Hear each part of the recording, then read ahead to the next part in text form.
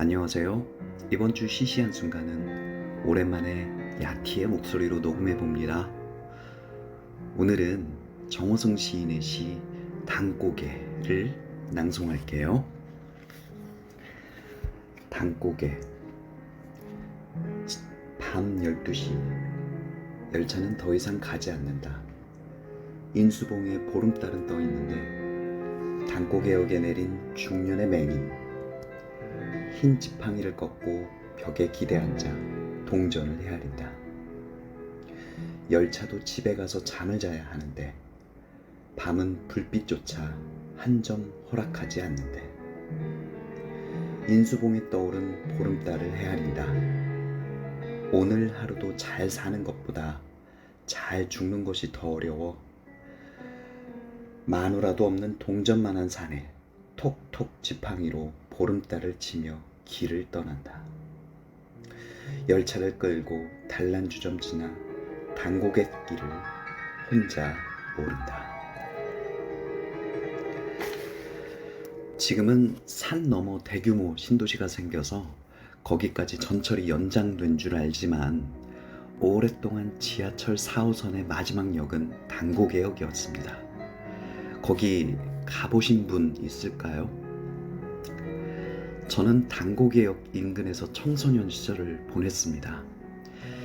옛날에 당고개역 인근은 서울의 서민들 가운데에서도 서민들만 모여 사는 지역이었다고 말할 수 있겠습니다. 수락산과 불암산 등선의 끝자락에 위치한 지역이라 오르막이 많은 지역이었고 그 오르막을 따라 다가구 주택들이 밀집해 있으며 이 오르막의 높은 끄트머리에는 우리가 흔히 달동네라 이름 붙여서 말하곤 하는 형태의 집들이 2022년 오늘날까지도 남아있는 동네입니다. 시인이 시를 썼을 때는 어느 때일까요? 93년도에 개통한 역이고 저는 96년도부터 그곳에 살았으니 그곳의 정취를 아는 저로서는 시 속 주인공 눈먼 남자가 당고개행 마지막 열차에서 내렸을 그날의 찰나를 풍부하게 상상할 수 있습니다. 눈먼 남자는 지하철 4호선의 반대편 마지막 정차역 오이도역까지 갔다가 다시 당고개역까지 돌아오면서 이 전철 안에서 하모니카를 불면서 사람들의 호의를 구걸했을지 모릅니다. 어쩌면 그의 직업이었을 겁니다. 이 가난한 동네에서 가난한 마음으로 적선된 동전들을 세워본다는 건 당고개역 인근 언덕에서 저 멀리 보이는 북한산 인수봉 위에 걸린 보름달을 보려는 이 눈먼 남자의 장애만큼이나 가난한 노동의 대가일 것 같아요. 이 당고개역 아래에 위치한 상계역은 도심의 재개발에 밀린 사람들이 판자촌을 이루어 살던 지역입니다.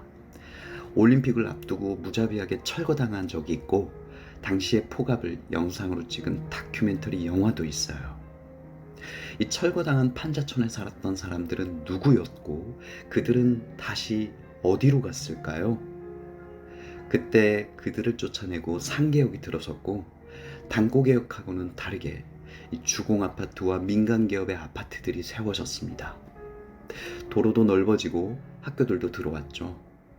눈먼 남자가 살았을 당고개역과는 역 하나 사이에 이 서민들 사이에서도 주거 환경의 차이가 벌어졌어요. 지금은 고인이 되었지만 노동자들, 가난한 사람들과 가까웠던 노회찬 국회의원의 지역구가 상계동이기도 했습니다. 달동네 사람들의 가난한 환경을 수십 년간 연구한 조은 교수의 사당동 더하기 25라는 책이 있습니다. 인간에 대한 뜨거운 애정을 강조하는 야티가 적극 추천하는 책입니다. 정호승의 시에서 등장한 눈먼 남자, 다큐멘터리에 담겼을 쫓겨난 판자촌 사람들, 그리고 노회찬 의원이 사랑했을 사람들, 그들이 그 책에 등장합니다. 유년과 청소년기를 추억하는 데에도 계급과 빈부의 격차가 생깁니다. 야만스럽습니다. 그 야만성 앞에 어떤 영화의 대사가 생각납니다. 어이가 없네.